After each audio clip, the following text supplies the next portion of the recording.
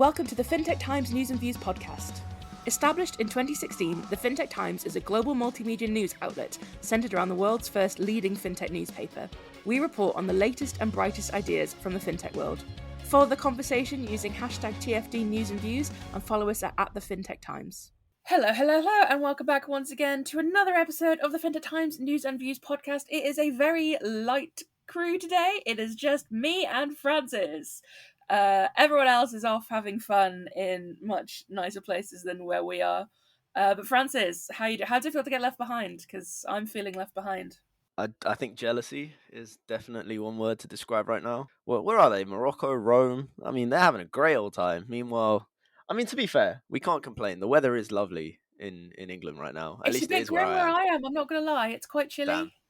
Damn, that is chilly. unfortunate. Because at least Yeah. here it's nice. So, No, that's all right then, as long as you're okay. well, yeah, I'm doing all right, but I mean, it's not a fun time to be Polly right now.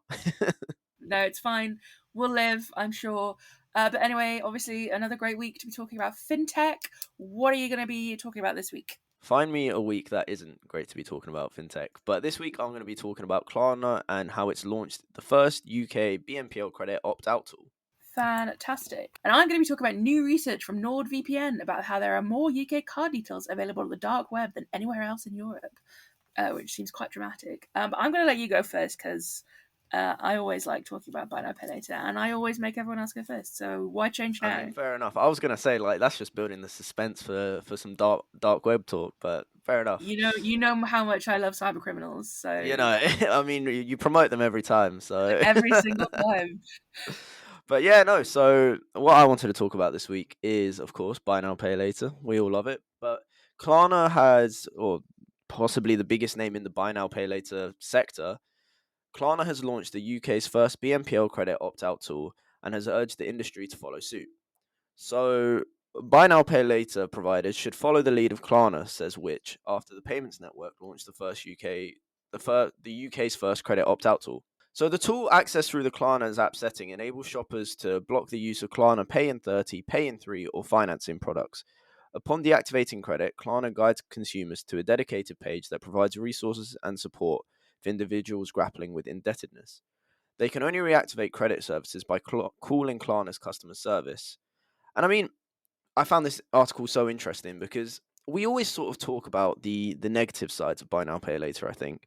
I mean, ever since I joined the Fintech Times, I remember one of the first spotlights I worked on, I was trying to find it earlier, was about buy now, pay later and just how many people were misusing it and as such ending up in debt. And I thought it was a really interesting topic to sort of see, 3 years or 2-3 years later, how it's still pretty much the same thing. I mean, in this article, they talk about, UK consumers have racked up £4.9 billion in BNPL debt for the first 4 months of 2023 alone. I mean, that figure is crazy. And it goes to show really that despite all the talk around financial education and, how many more people are sort of trying to act like they're more aware of how to use these services correctly, it seems that it really isn't the case at all, and that for every person that is learning, it seems like there's still two that don't know. And I mean, sure, we are on the right track with the amount of people that are, and the amount of services, that there are, out there right now. But I can't help but feel like more can still be done. And I mean, Klarna's CEO and co-founder, he put out a tweet atting Barclays, Amex, and HSBC, and he said, "Let's all agree that consumers should have the tools to switch off from credit if they feel it's not helping their financial goals. We've done it, and we would love to see you guys follow." Personally, I think that's a great idea. I mean, it takes a lot to be able to sort of recognize and sort of say in yourself, right, I need to turn this service off. It's not good for me, and it's hindering and sort of putting me in a bad place more than anything.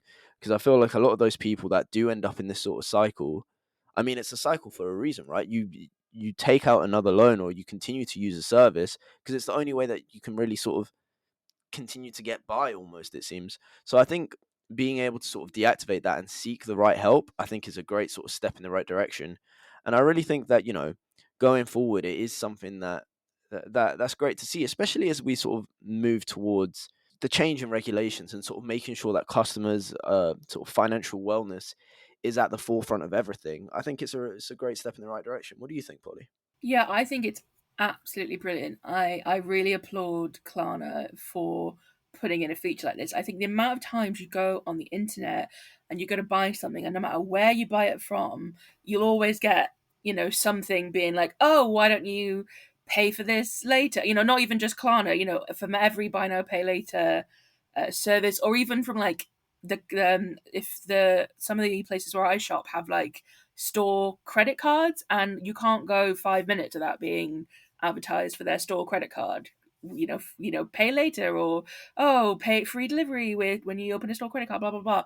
And I think for someone who maybe doesn't have the greatest handle on their finances, it's easy to fall into, using these services. And that's not necessarily a bad thing at all. But like we keep saying, if you're not using it properly, then that's where the issue can come in. However, to be able to just like sort of get rid of any kind of notion from Klarna, I think is fantastic. And I think it kind of goes against, just general running a company. Like the idea that you can stop people from seeing your product sounds a bit like a really bad way to, trundle a business. But I think what they're doing is just brilliant, and the trust that they will gain from this is a brilliant move. And I do agree that a lot of other companies should start doing it. I think it would be great to see like other buy now pay later companies do the same, and the fact that you can only unblock it by talking to the customer service as well, I think is just really important, because the amount of times you like block a subscription, or you say you're going to do something and then you don't follow through because it's just too easy to do it again, I think is great. But no, I think it's absolutely fantastic, and I don't think anyone's ever done anything like this before. I mean, correct me if I'm wrong, but it just seems really, really great for financial wellness, and especially with the FCA's new rules, which are coming into place at some point. I think this will go a long way to help with that. But no, just brilliant, brilliant move from Klarna. Brilliant move. Yeah, I definitely agree. And like, you sort of picked up on it, this idea of, if a company is trying to push their credit services onto you and to sort of be like, you should use this, and you're not in the right position to do it. And then there's another company that's saying, look, just turn this off. Yeah, we don't really benefit from it right now because obviously you're not using our service, but which company are you going to go back to? The one that's sort of looking out for you, or the one that's just trying to like benefit for themselves? And it really does sort of, in an age where everything is about personalization, and companies that don't offer personalized services are falling to the wayside. Although it's not quite personalization, like just to say like there is this opt out option, I think it does almost act that way to the consumer, because they're going to say like, this was, or this, not that it's tailored for me, but to have this option that applies so well to me, they're going to think, the company is out here looking for my best interests. And if they're doing that, that's who you're going to want to go back to, right? So I think in a long term, I mean, it's great. Yeah, no, I completely. And I think even though, like you say, it's not personalization of services, I think it is personalization, like you say, in some extent, because it's literally you are putting your consumers first, and you're even putting your potential consumers first, because you don't have to necessarily have used Klarna before to be able to block them. That you could just be some person who's sick of seeing buy now, pay later things advertised to you. And I think that's just really key and really important. And the fact that you can just, I don't know, I just really love this, and I think it's going to be so great moving forward for like anyone who's like maybe struggling. It just removes that temptation immediately, because it can be easy to be like, oh yeah, I'll buy those £100 trainers because I can pay in three and it'll be fine. That's way easier. And if you do that multiple times, that's when you start getting the problems coming in. But to take the temptation away at all, brilliant, brilliant stuff. No, definitely. And I mean, one of the best or the most obvious ways to compare this service to, I think, is, like with gambling apps. Like when somebody thinks, right, the classic adage, when the fun stops, stop, right? You just sort of let the service or the app know. You say, like, don't let me put any more bets on. And, for the most part, it then sort of stops you, and you then have to go through like a long sort of service to then get back onto the apps. And I think it sort of takes that sort of addiction. I think that's kind of what this stops, is it's stopping addiction from spending money that you just simply don't have. And yeah, I mean, I don't think we can really say enough good things about it. Hopefully we see other organizations follow suit. Yeah, exactly. And I really like what you've said about addiction, because you wouldn't show an alcoholic an advert for beer. Well, you try not to anyway, and for some people it can be that, but no, I agree with you. It's just great. It's just great. We could probably clap about it all day. But why don't we move on to my article? So I guess kind of slightly related in terms of like card details, but basically new research from NordVPN, a cybersecurity company, have found that more UK card details are available on the dark web than anywhere else in Europe. So 6 million stolen details were studied for this research, which they found for sale illegally on online marketplaces. And they found that UK credit and debit card information was among the most common on the dark web, with only cards from the US and India more widely available. So 63% of cards listed from the UK also came bundled with a selection of other private information, so like home addresses, phone numbers, email addresses, even national insurance numbers as well. So obviously that makes it a lot easier for cyber criminals to commit identity fraud when they've already got quite a bit of information about you. So it's suggesting that these victims had their cards and their details hacked rather than just a brute force, which is a different thing. From the information stolen from the UK, 52% came from debit cards, 37% from credit cards, and 11% came from other payment cards. So I think, obviously this is quite a serious issue. I know card fraud, payment fraud, and just general sort of the stealing of card details is quite prevalent, as you can obviously see. And actually buy card details off the dark web is actually pretty cheap. I didn't realize this, but the average card details to purchase costs £4.61, which to me just seems ridiculously. I don't know how much I thought a card detail would go for, but £4.61 just seems incredibly low. But there's been a lot of attacks on cybercrime, and I know cybercrime is something that we talk about a lot. And NordVPN kind of suggests that this is just the tip of the iceberg when it comes to payment fraud, as these crimes have a lot of ripple as effect, especially with the extra information stolen and other details that are available as well, which makes it just so much easier to commit fraud and really just sort of have a massive effect on people's lives. There's nothing more crippling, I think, than someone using your details to commit fraud, whether that's giving you a load of debt or like spending all your money. It's a really serious thing. So, I mean, Francis, what do you think about this? There wasn't too much in the article in terms of how we can combat this, but obviously it's a really serious issue that people need to be looking at, right? Yeah, 100%. And I think, in my opinion, one of the more shocking stats from it was that the UK had a total of 164,000 payment card details listed on the dark web, which was almost as many as the next two biggest European victims put together, France with 97,000 and Italy with 78,000. And I think, yeah, I mean, there's obviously two schools of thought, right? There's the way to look at it that this is 164,000 is a minute number when you think about the population of the UK, right? In that sort of sense, you might think, oh, it's not that big of a deal. It's still really small. The amount of affected of people will be like one in however many. It's a lot.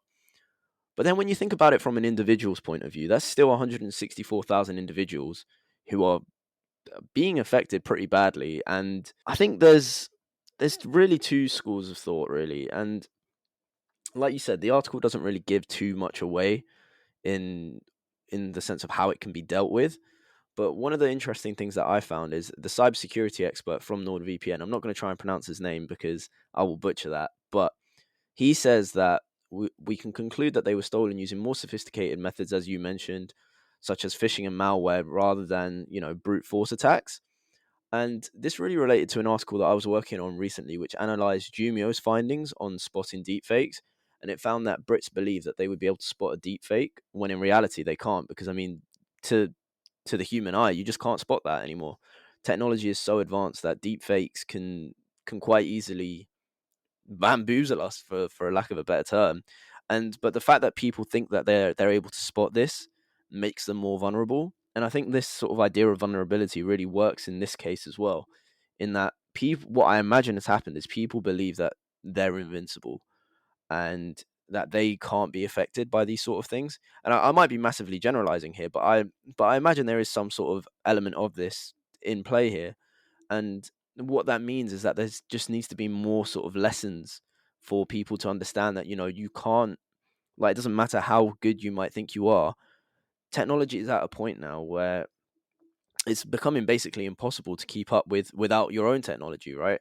And if you're not having technology to protect you, then the likelihood of you being able to spot like fraud, or for you to just straight up protect yourself, or to, because I mean you got to think about it like this, as the expert says, it's like malware and phishing. These are things that, theoretically people should be able to spot, right? You get an email which you don't recognize, but you go through, click the link anyway, etc., etc. That's how they get into your and get your details. If there's more education surrounding, what to look for, if there's more education surrounding, how to avoid, falling for these traps, then theoretically the number should go down, and there shouldn't be this many cards on the dark web.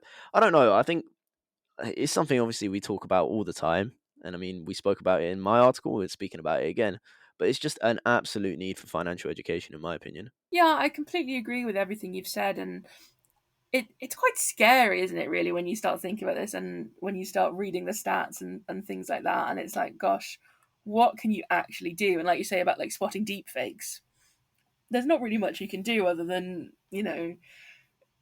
it's kind of hard to see how you as a consumer can combat this. I guess we need more cybersecurity from fintechs and other cybersecurity companies. I guess they really need to be hot on it with all of the advancements, I guess, in sort of fraud. And we talk about it a lot about how, fraud is constantly changing and cyber criminals are constantly being advanced, constantly advancing and getting better. And so then the cybersecurity companies have to like constantly be keeping up to try and get ahead. And it's like this big old race and fight and sort of thing. But yeah, it's quite scary. And but you say about financial education, and I completely agree with you. But I guess I wonder what kind of financial education you could do. I guess it's the basic stuff of don't click on dodgy links, or like don't leave your card in places people could find it, and things like that. But it's such a tricky situation, the one that I think goes beyond a lot of people's general like headspace. Unless you're like a cybersecurity professional, you know a lot about sort of that industry. I think it's really hard to fathom exactly kind of what an issue it is to the individual consumer. I think as well is that, how does that saying go? You can take a horse to water, but you can't make it drink it, or something like that. I think that's another thing, is that no matter sort of how many, services are available, there's got to be something from the consumer to actually pick it up and try to learn, what it is that they can do to protect themselves. So I think that's like another massive like point that probably sort of is a bit understated, to be honest. Is that, I mean, it's all well and good having the services there, but if you're not making the most of them, then what can you do? Yeah, and I think it's probably one of those things that until it happens to you, you don't think about it, and then it happens to you, and it's too late, and you've lost all your money, or your details have been Well, stolen, this is or what I mean though when I said earlier, is that everyone sort of thinks they're invincible to it, right? They're just like, oh, it doesn't, so it's 160K in however million or billion or however million that we have in the UK, right? Do you know what I mean? I don't know. It feels like it's like what, just like you said, until it happens to you, you just think that obviously it doesn't apply to you, which is not the case whatsoever. no. It's just one of those strange situations that hopefully, I guess, we have to just hope that the people who are running these financial institutions and are doing the cybersecurity things and offering those services and things are just really hot on it, and that cybercrime will be no more. But that would be a very idealistic place. But anyway, thank you, Francis, for that. Obviously, a little bit shorter than normal because there's only the two of us. But if you want to hear more about any of the articles that we've spoken about today, or anything else about fintech, head on over to thefintechtimes.com, where you can read plenty more news and insights over there. But then let's do what I learned this week. So each week we learn so much new stuff. Being on the editorial team, so much news, insights, and information across our desks that we thought it would be fun to share it with our listeners. So, Francis, what did you learn this week? Well, we've been rounding out our RegTech focus here at the FinTech Times, and in our final sort of focus, we were looking at how what lessons organizations have learned this past year, and what techniques and tools they found to be most effective. And one resounding tool or technology that seemed to come above the rest was automation. So, I mean, we hear about, you know, automation taking place and everything, but I think it's really gonna, find its place in RegTech. So that's what I learned this week. Awesome stuff. Very good. And what I learned this week is kind of related to our last story. and how deepfake fraud has increased in Great Britain and Europe, gone from 1.2% to 5.9% from 2022 to 2023, which again is just pretty scary. But anyway, thank you so much once again, Francis, for joining me this week. It has been a pleasure to talk about fintech with you. I won't do my usual thing and go, oh, we don't need Claire and Tom.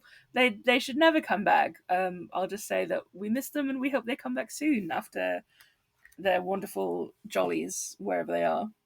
I'll say it then. We don't need Claire and Tom. Yeah. We don't need them. But yeah, no, it's been fun, and I look forward to speaking to you again next week. Awesome. Catch you on the next one. See you guys later. Thanks for listening to the Fintech Times News and Views podcast. Don't miss next week's episode and continue the conversation using hashtag TFT News and Views and follow us at the Fintech Times.